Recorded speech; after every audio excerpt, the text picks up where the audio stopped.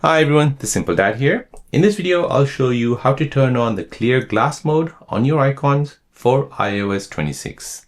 So if you recently installed iOS 26 and you want to change the icon look to a glass layout, then let me show you how to do this. So first go ahead and long press on the home screen, tap on Edit, then tap on Customize.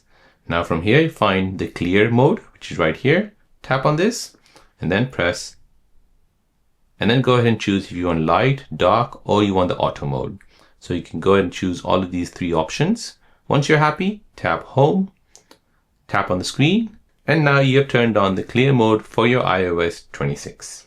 So there you go, guys. That is how to turn on the clear glass mode on icons for iOS 26.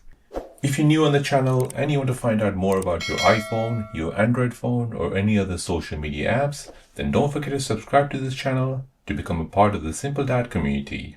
Hit the like button if you find this video useful.